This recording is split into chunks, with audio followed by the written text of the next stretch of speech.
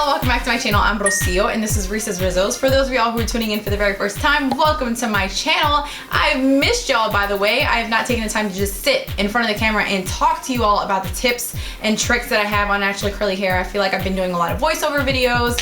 It's just been really hectic during the day. But without further ado, I'm gonna go ahead and get started on the 7 tips that I have for you all today on how to care for your naturally curly hair during the fall and in the winter months. Tip number 1 is a pre-poo treatment. This kind of treatment is not to be confused with number 2. Pre-poo stands for pre-shampoo, which is going to be a treatment that you're going to be applying onto your hair before shampooing or before washing your hair. It's going to help to ensure that your hair restores the moisture that it lost when it came to the changes in temperature. So whether it be you sitting in a room where it's super duper hot and then walking outside where it's super duper cold, that kind of change in temperature is going to take a toll on your hair. Usually in the colder months, the air is a lot drier, which means when the air is drier, it's going to want to take in the moisture from wherever it can get the moisture. And if you have moisture in your hair, then it's going to take that moisture out. I will get to more of that in a little bit. The whole point is to really just maintain that moisture in your hair, keeping that moisture in your hair.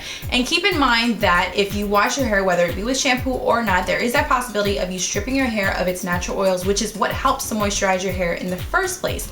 So if you do a pre-poo treatment before washing your hair, it's gonna help to replenish that moisture beforehand and keeping your hair moisturized even when you wash it. And in case you didn't know, pre-poo treatments also help with detangling. I do have a video on that. If you all are interested in seeing it, I'll leave the link down in the description box below. The second curly hair tip for the fall and in the winter months is to deep condition. You all probably think that I sound like a broken record with the amount of times that I've mentioned deep conditioning in my videos, but especially in the fall and in the winter months, deep conditioning is so important. It helps with moisture retention, which is really important in the cooler months. So if y'all are interested in knowing what my favorite deep conditioners are, again, in the description box below. And I also have a video link to my DIY deep conditioner, which is super duper moisturizing. So if y'all are interested in that, of course, go check that out. Number 3 is to get rid of your brushes and your combs. You really don't need them in the cooler months, and I'll tell you why. In the fall and in the winter months, your hair is going to be a lot drier. It's going to be prone to breakage. It's going to be prone to split ends and knots and tangles and all that kind of bad stuff for your curls. So if you use your fingers to detangle your hair or to brush your hair or to comb your hair or to even apply and rake in your products onto your hair, then it's going to help you find where those tangles and where those knots are, and then you can gently pull them apart using some kind of light conditioner or some kind of moisturizing conditioner. Number 4 is to avoid wash and goes. And while in certain areas you can probably still get away with wash and goes depending on what the temperature is like here in New Orleans, it's still not quite fall yet. I mean, we're in fall, but it still feels like it's summertime. I can still get away with wash and go. But in other parts, it's already cold and wash and goes are going to kind of get a little tricky. Not only will your hair get stiff and brittle, you'll catch a cold. If you can, wash and style your hair the day before, and then that way the next morning you can use a spray bottle with some water and a little bit of oil to reactivate the product that you used from the night before. And then once your hair is lightly damp, you can go in with some kind of curling cream or curl defining styling product of your choice. And then by the time you're ready to go, your curls won't be damp enough to turn rock solid when you go outside. If for some reason you cannot style your hair the night before and you have to do a wash and go,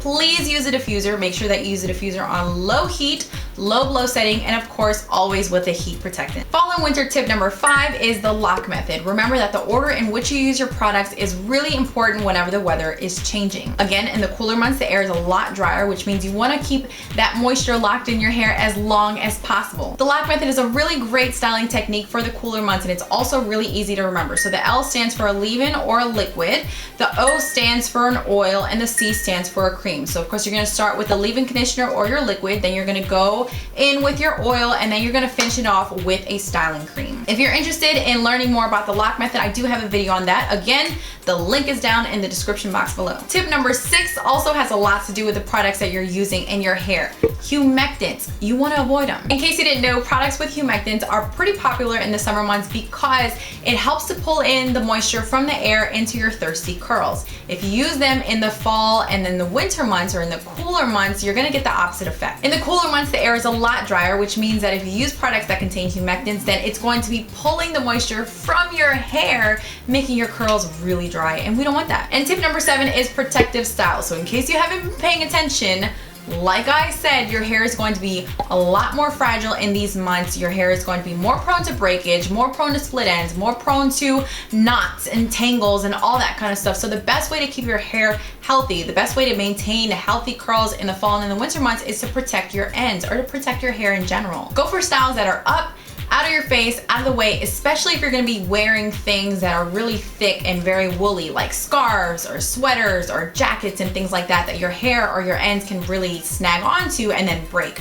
We don't want that, so of course if you put your hair up in a protective style, you're protecting your ends, and then of course keeping your hair a lot healthier in the fall and in the winter months. And because I missed y'all and I'm just really excited about the weather changing, I'm just gonna go ahead and throw in a bonus tip. If you follow all of the above, the protective styles, the pre-poo treatments, the deep conditioning, all that good stuff, why don't you go ahead and start off with a trim? A trim will not only help with better styling results, less knotting, easy detangling, all that great stuff, but you'll also have fresh and healthy tips that you will be protecting in the cooler months. You'll be taking extra precautions from the damages that you could be getting from too much exposure to the dry air. And not only that, if you don't get a trim right now, and yes, you are protecting the rest of your hair, but once that weather starts to change and you'll notice that you want to wear your hair down and you want to see how long your hair has gotten. Yes, your hair has gotten long, but you still have those damaged pieces that you're eventually going to have to cut off. And once you cut off those pieces, you're back to where you started. Whereas if you get your trim now and you continue to protect your hair in the cooler months, by the time spring rolls around, you'll notice that your hair's gotten longer